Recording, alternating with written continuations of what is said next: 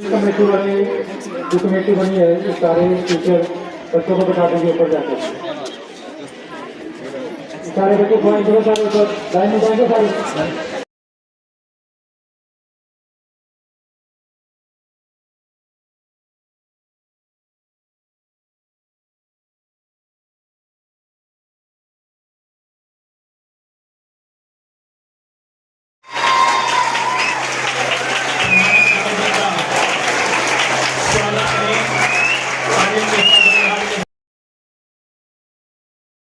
जैसा कि आपको विदित है, आज हमारे आदरणीय प्रधानाचार्य जी का सेवानिवृत्ति का दिन है। प्राप्त होता है, इसलिए मैं प्रधानाचार्य जी को उनके सेवानिवृत्ति के इस अवसर पर हार्दिक बधाई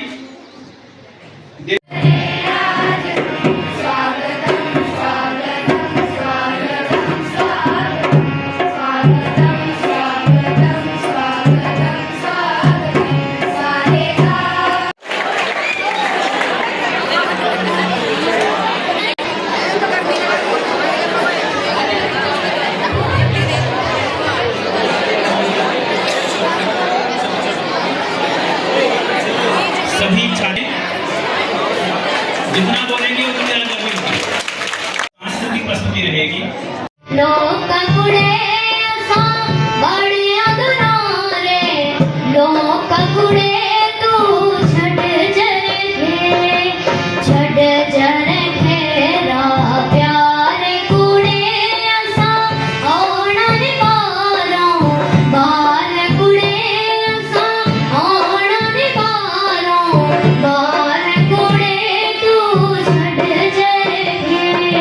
सेवानिवृत्त होने जा रहे प्रधानाचार्य जी का जीवन परिचय कुछ इस तरह से है। संख्यान जी का जन्म स्वर्गीय श्री जगतराम तथा माता श्रीमती विमला देवी के घर 11 जून 1968 को गांव तलाव डाकघर कपाड़ा जिला बिलासपुर में हुआ। आज से लगभग 37 वर्ष पहले आपने शिक्षा विभाग में टीजीटी नॉन मेडिकल के पद पर सेवाएं प्रारंभ की। आप अपने उत्कृष्ट व्यक्तित्व से नवीन आयामों को छूते हुए विद्यालय से प्रधानाचार्य के पद से 30 जून 2026 यानी कि आज सेवानिवृत्त होकर विदा हो रहे हैं।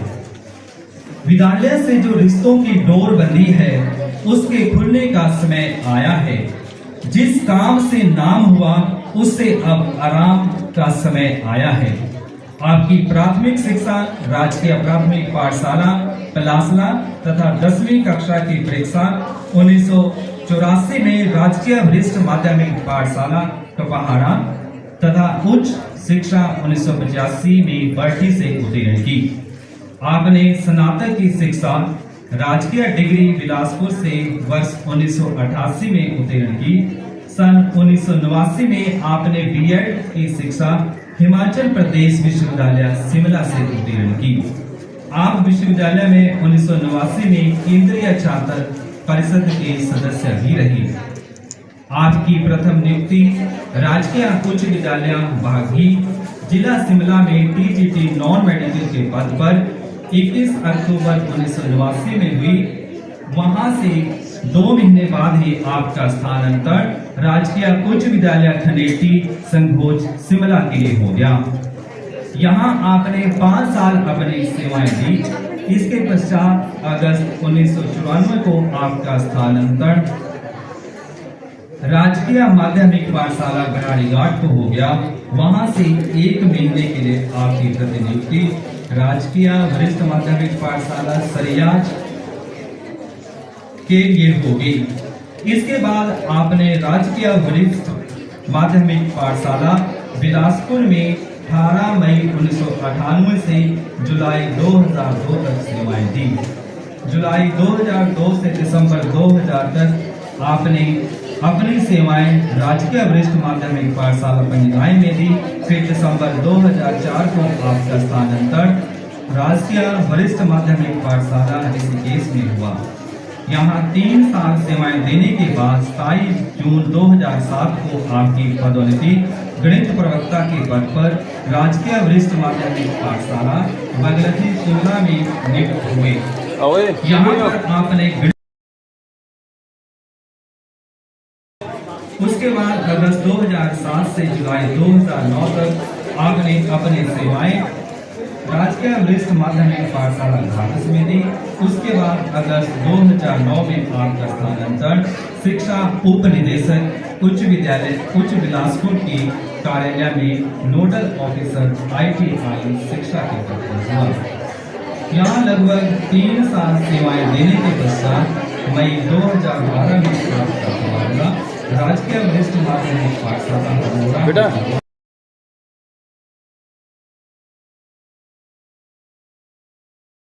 पश्चात 2012 से अप्रैल 2016 तक आपने अपनी सेवाएं राजकीय वरिष्ठ माध्यमिक छात्र पाठशाला घुमारवी में दी।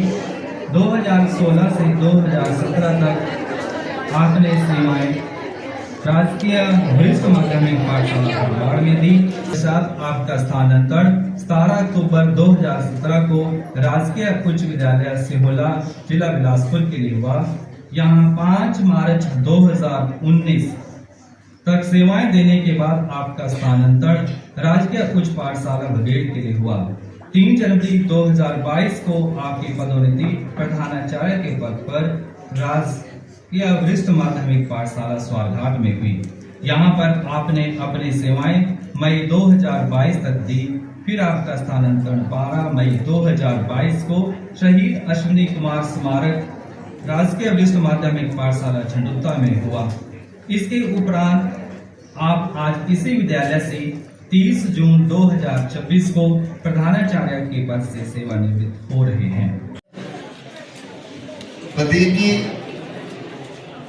हमारे सेवानिवृत्त शिक्षक डॉक्टर केशवानंद जी, यहाँ पर घरान स्कूल से प्रिंसिपल महोदय आए हैं मदन भारती जी, और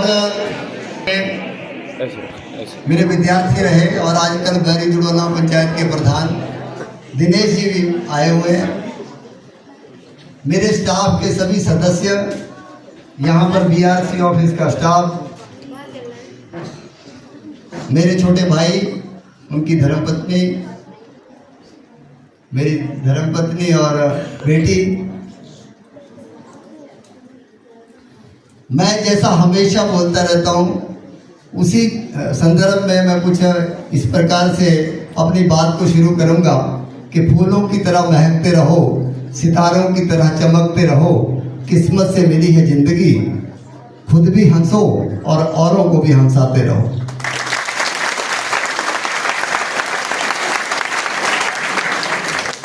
इस विद्यालय में 2022 में जब मैं आया तो सोचा नहीं था कि सेवानिवृत्ति भी यहीं से होगी। अनेक परिस्थितियां भी ऐसी बनी, लेकिन होता वही है जो ईश्वर को मंजूर होता है। और आज वो दिन, एक 37 वर्ष की एक लंबी यात्रा मेरे शिक्षक जीवन की, जो 1989 से राजकीय उच्च विद्यालय बागी से शुरू हुई, उसका आज अंतिम दिन है। मेरा सौभाग्य है कि जहां भी रहा, ऐसा कोई स्कूल नहीं है जहां से कोई ना कोई विद्यार्थी मेरे संपर्क में आज नहीं है या कोई अभिभावक संपर्क में नहीं। और बच्चों से, आपसे जैसा मैं हमेशा बोलता रहता हूं, हम कुछ बने, बड़ी पोस्ट पे, कुछ डॉक्टर बन जाए, इंजीनियर बन जाए, कुछ पॉलिटिशियन बन जाए या IAS बन जाए, कुछ बन जाए, इससे ज्यादा जरूरी है कि हम अच्छे इंसान बन जाएं।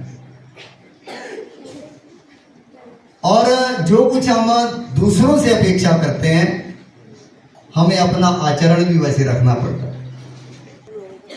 मेरे अध्यापक साथी हैं, मैं कुछ विशेष रूप से कल्चरल एक्टिविटीज है, उनमें कुछ अध्यापकों का मैं नाम ले दूंगा, तो वैसे पता है सबको, नाम लेना मैं ठीक नहीं समझता। एक काम मुझे ऐसा लगता है कि उन्होंने अपने काम से हट कर के काम किया और हमारे बच्चे प्रदेश स्तर तक भाग लिया हमारे बच्चों ने, तो वो विद्यालय के लिए बहुत गर्व का विषय है।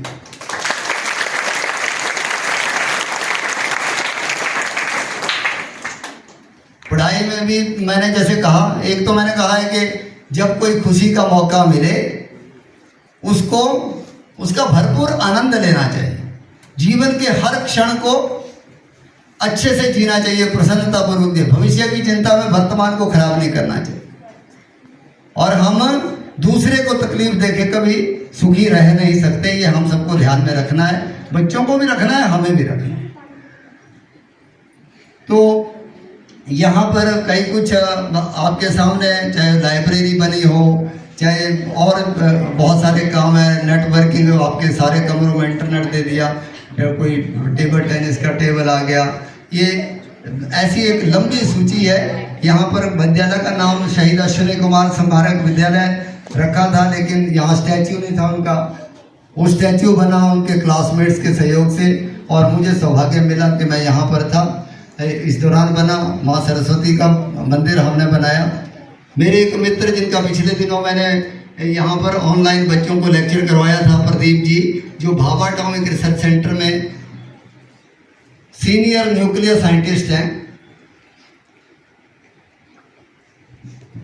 उन्होंने वो स्कूल के समय के दिन मुझे याद, कॉलेज के समय के दिन याद करवा दिए एक दिन, और 2-3 दिन पहले उनका मैसेज भी आया। मैं आपको अपनी बात इसलिए बता रहा हूँ कि निराश तो मैं भी हो सकता था, और कई बार बड़े कड़े फैसले ऐसे भी लेने पड़ते हैं जो आप सोच नहीं सकते। मैंने कई बार कहा भी है कि मेरा अगर पेपर था तो मैं अपनी छोटी बहन की शादी में भी नहीं पहुंचा पेपर देने के।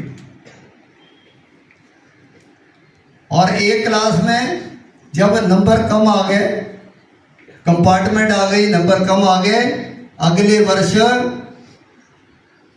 ये ठान लिया मन में, मैंने देखा कि ठान लेंगे तो कुछ भी हो जाएगा। ठान लिया, पेपर दे दिए, घर में बोल दिया कि इतने मार्क्स नहीं आएंगे तो मैं छोड़ दूंगा पढ़ाई। और जितने सोचे थे उतने आए। मैं ये नहीं बताऊंगा कितना क्या है, लेकिन मैंने क्लास में मैं पहले स्थान पर आया। तो मैं ये बात केवल इसलिए बता रहा हूँ, कई बार मेरे पास बच्चे आते हैं बहुत निराश हो जाते, फेल हो गया जी बच्चा, आप क्या करेंगे। मैं कहता हूँ कि इसको कोई SOS की तरफ भाग रहा है कोई कहीं, तो मैं कहता हूँ कि ऐसा नहीं करना, इसको पढ़ने दो। ये 1 साल हो सकता है बच्चा सोचे, और वो जो आप सोच भी नहीं रहे वहां पहुंचे। एक समय ऐसा भी आया था इस सेवा काल के दौरान, जब आज से लगभग 14 वर्ष पहले मैंने नौकरी छोड़ने का मन बना लिया था। लेकिन अगर मैं वो छोड़ देता तो आप सबके बीच में आज ना होता, तो कि कुछ और कर रहा होता। लेकिन ये सब पूर्व निर्धारित है, ईश्वर ने जो निर्धारित किया है वैसे वैसे होता है। लेकिन परिश्रम हम सबको करना पड़ता है। हम सब, जैसे सुबह भी कहा था कि एक प्रधानाचार्य के रूप में आज के बाद मैं आपको प्रधानाचार्य और यहाँ स्कूल के विधायक इस रूप में मैं आपको नहीं मिलने वाला हूँ। हम मिलते रहेंगे।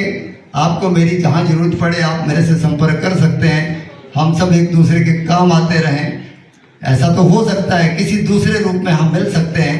आप भी जब +2 करके चले जाएंगे तो एक विद्यार्थी के रूप में इस विद्यालय में फिर से नहीं आ सकते, किसी और रूप में आ सकते हैं।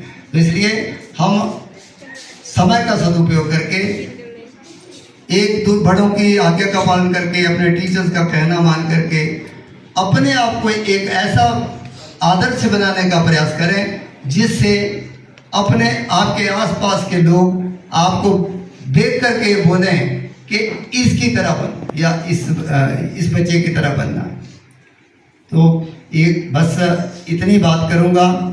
इस समय के दौरान मेरे अध्यापक साथी हैं, आप बच्चे हैं, आपकी बेहतरी के लिए टीचर्स को भी मैंने बोला होगा, तो एक परिवार का सदस्य होने के नाते केवल अपना काम अच्छा हो जाए उस नाते ही कहा है। लेकिन फिर भी किसी को लगता है कि भाई ऐसा बोल दिया जो नहीं बोलना चाहिए था, तो उसके लिए मैं क्षमा चाहूँगा। परिवार में ऐसा सब चलता रहता है। जीवन में छोटी छोटी बातों को भूलते हुए हमें दूरदृष्टि रखनी चाहिए और मिलजुल करके रहना चाहिए। इस समाज में अगर प्रेम से प्यार से रहेंगे तो निश्चित रूप से हम अपने स्वास्थ्य को भी ठीक रखेंगे, अपने शरीर को भी ठीक रखेंगे, अपने मन को भी ठीक रखेंगे। और अगर हम इस प्रकार से काम करेंगे तो ये समाज भी और ये देश भी आगे बढ़ेगा और अच्छा समाज बनेगा। एक बार फिर मेरे लिए जो आपने आयोजन किया इतना, उसके लिए आप सबका धन्यवाद करता हूँ। और ऐसा मैंने बता ही दिया पहले, मेरा जितना भी मेरा स्टाफ है, मैंने घर में केवल चाय पान का आयोजन कर रखा है। आप आएंगे तो मुझे अच्छा लगेगा। और मेरे साथ जो मेरे परिवार के लोग आगे हैं, माता जी को भी आना था लेकिन वो आ नहीं पाए, स्वास्थ्य कारणों से पहले आने को तैयार थे लेकिन फिर नहीं आए। और आज मुझे इस समय इतना भी याद आता है कि अगर पिताजी भी हमारे होते तो उनको बड़ी खुशी होती, क्योंकि उन्होंने जिन कठिन परिस्थितियों में, कठिन आर्थिक परिस्थितियों में हमें यहाँ तक पहुँचाया, वो बहुत खुश होते अगर होते, तो उस बात का दुख जरूर है। तो एक बार फिर आप सबका बहुत बहुत धन्यवाद।